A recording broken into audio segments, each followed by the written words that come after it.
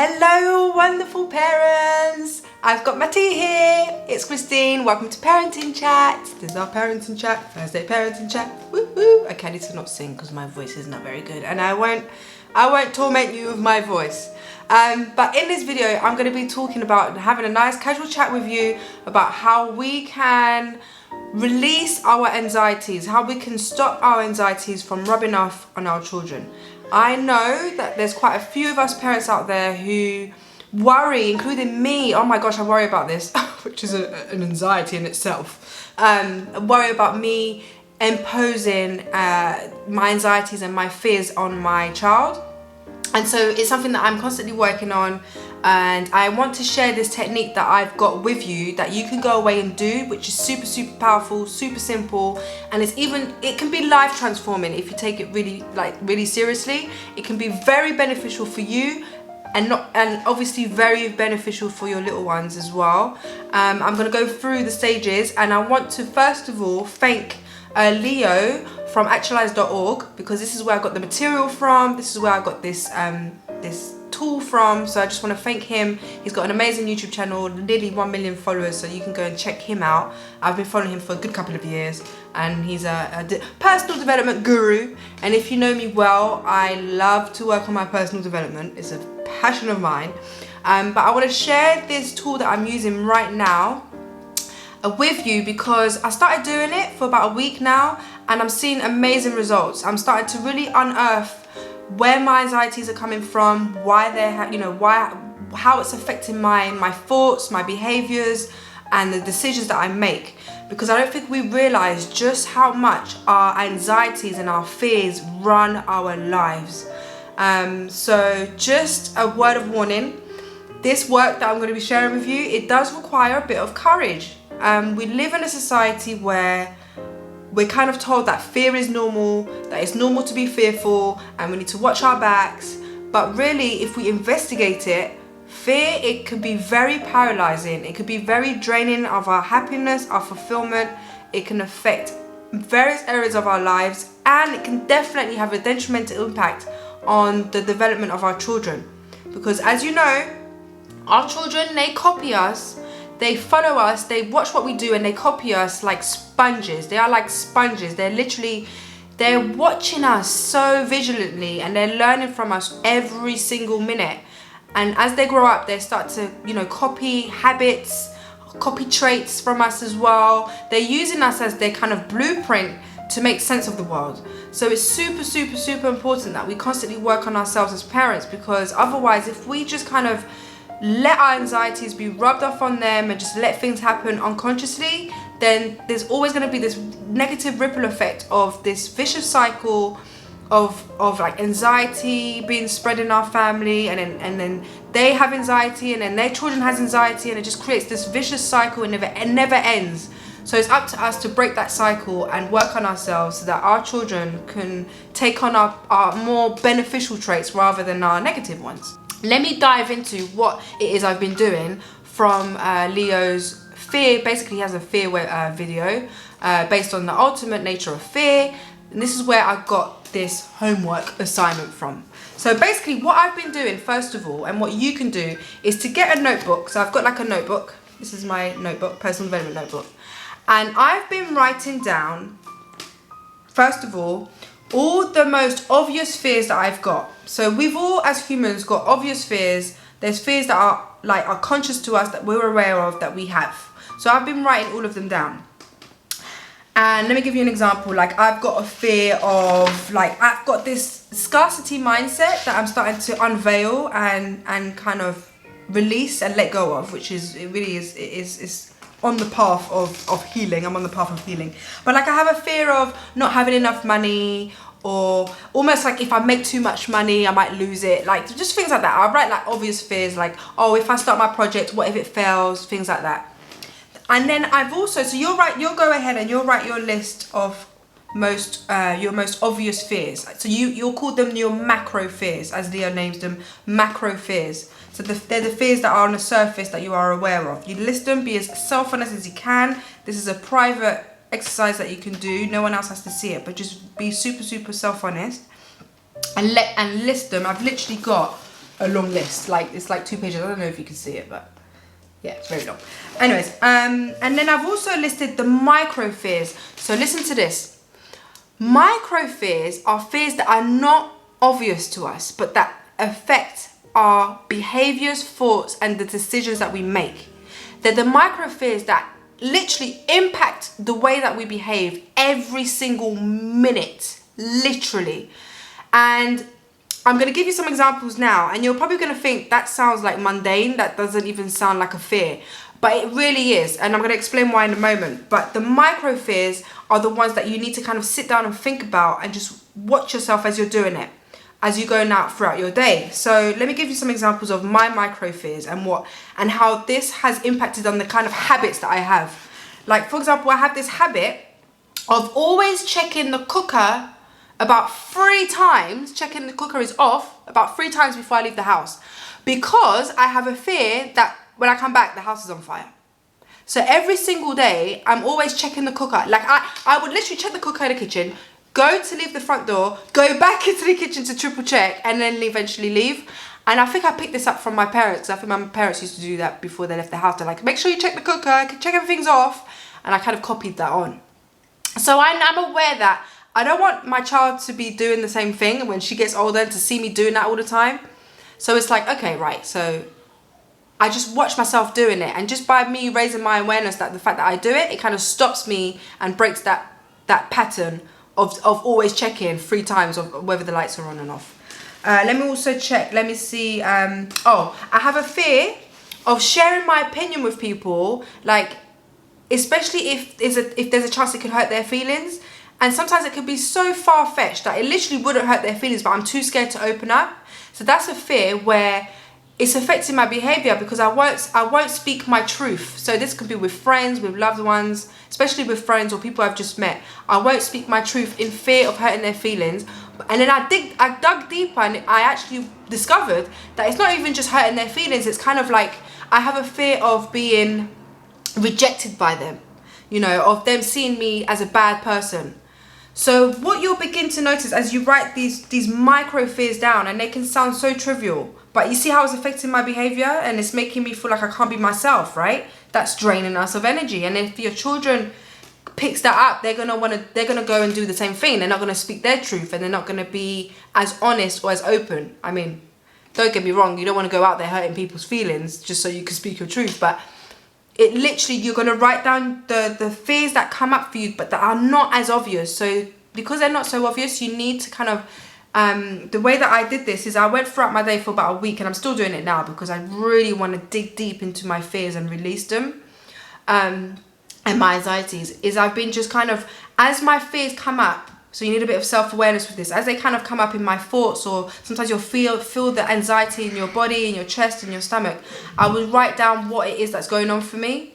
So I might say, oh my gosh, I might say like, oh, I've got one micro fear of leaving water dripping in the sink. You know, when you kind of leave it and there's a bit of water dripping, in fear that we're going to get a high water bill. Just like, and I know this is just, you realize that these are just fears that you make up in your head, that they have nothing to do with reality at all. It's really like enlightening, this exercise. Anyway, so once you've written down all your macro fears and all your micro fears, there's specific questions that you would then ask yourself that will help you to evaluate where your fears stem from. Because what we all have in common is that we have this identity that we live by, that we've created from childhood. So for example, with me, one of my identities that I cling to is that I'm a nice person, I'm a kind person, you know, I'm a cool person, and people like me. And because of that, the fear is that I would feel like my identity is under threat if I, for example, open up to a friend, even if it could hurt her feelings, because if it hurts her feelings, she's going to reject me and she's not going to see me as a nice person, a cool person, a good person. So my identity is threatened. So once you answer these questions that I'm going to give you now, you'll be able to identify what identity are you clinging onto. What identity did you create that you feel you need to safeguard every single day, and that's causing you to create these fears? So the first question you'll ask yourself is, how are the macro and the micro fears related to my identity? So how are my obvious fears and my not so obvious fears related to my identity. So I noticed that when I connected the dots between the obvious fears, the macro fears, and the kind of iceberg underneath, in the ocean, if you know the iceberg metaphor, where you've got the ice at the top, where it's, your conscious mind is, everything is obvious to you and it's in your awareness, but the unconscious is the rest of the iceberg under the sea, under the ocean, that is not so obvious to you. That's the micro fears. When I connected the dots, I noticed the pattern of a scarcity mindset that I mentioned earlier. That this identity, it's almost like before it used to work for me, having a scarcity mindset. That identity allowed me to kind of control my environment, keep everything harmonious and safe and secure, just creating that kind of illusion that everything needs to be okay, and trying to watch over my back, hoping that nothing terrible in the future is going to happen, So that's the identity that I was trying to live up to. And then every time it got threatened, these habits would just protrude that I have. These fears would just come up and come up and come up. So in order for us to be able to work through them, we need to identify what they are by answering this question and finding out what identity you're trying to live up to. Once you've figured that out, you can then ask yourself, what experience am I trying to avoid? So you'll notice that when you write down your fears, you'll notice that there's an experience you're trying to avoid. Like one of them is, I'm trying to avoid being homeless, And then when I ask myself, okay, so if I allowed myself to accept that experience of being homeless, could I be all right with it?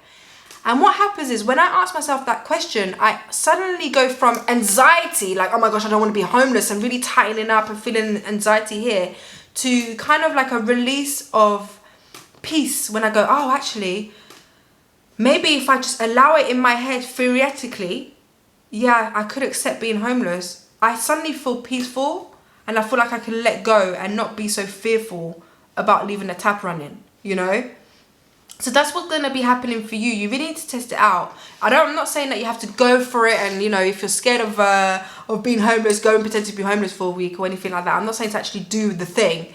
But if you actually visualize it in your head and say to yourself, could I accept this experience if it was to happen?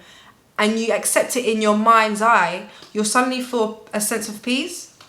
And the more you do that, the more these habits will start to diminish. And when I say habits, I mean literally, you'll notice that if you do these exercises, you'll have habits that come across in your day-to-day that are actually linked to your fears. So, checking the cooker, making sure all the lights are off, because I don't want electricity to go down or anything like that. It sounds trivial, it sounds mundane, it sounds like it's not a big deal, but those are actual fears linked to your identity. Once you can stop those, your child is not going to be copying them. Because if I was to continue in my day-to-day, always making sure the cooker's off, always making sure the tap is off, always making sure the lights are off, what will happen is, when my daughter grows up and she leaves the tap running, she leaves the cooker on by accident, or she leaves the lights on when we're trying to leave the house, I'm going to go and have a rant and be like, why didn't you leave the lights on? Why did you do that? That's you're wasting electricity. But what's really going on there is that I'm projecting my fears onto her.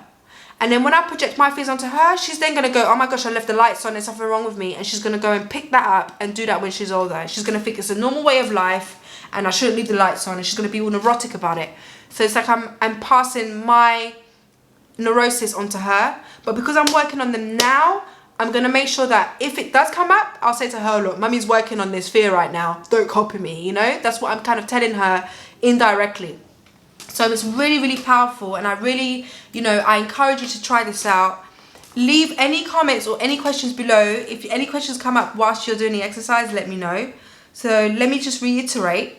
The first thing you want to do is write down all your obvious fears. So just take a moment, 5-10 minutes to write them down. Not even 5 minutes. If you're being self-honest, it'll just come out in a quick list, right?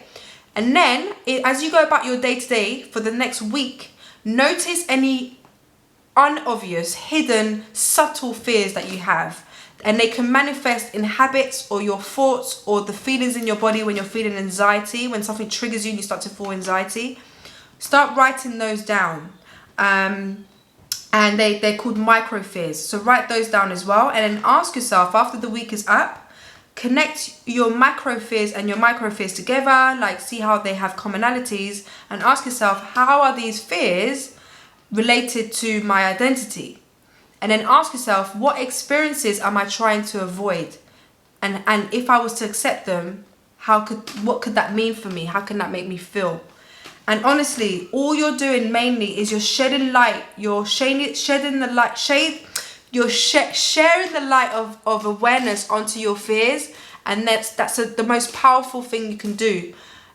Once you are become super aware of your fears, the fears no longer have so much grip over you, and you're no longer on autopilot. Like, you're no longer like just, you know, when you're driving a car, or if you know people who drive a car, they just drive without thinking eventually. At first they have to think about it because they don't know how to drive, but eventually it just becomes automatic, and you could say that's autopilot. They're literally driving without thinking. That's the same with fears. If we don't work on them, our fears will literally be working us without us ever even realizing. And then we'll wonder why we shout at our children, or we have no patience, or we're finding it so hard to parent, or they're picking up our anxieties, and you're noticing that they're picking up our anxieties and you don't know why, you don't know how you're doing it. So this is how you can manage it all and get on top of your fears and take the power away.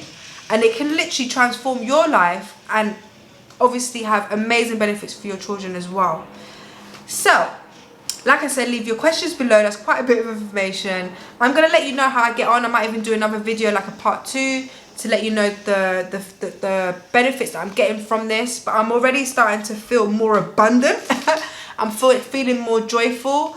I'm feeling more like ready for my day, like ready to conquer it. I'm feeling more authentic with people, and I've only just been doing this for a week. So the fact that I'm sharing this video with you and I was able to share some of my micro fears, that took courage, you know. But I felt comfortable doing that, because before, if you asked me to do that 2 weeks ago, I would have been like, oh, I don't know, you might not think I'm a nice or cool person, or, you know.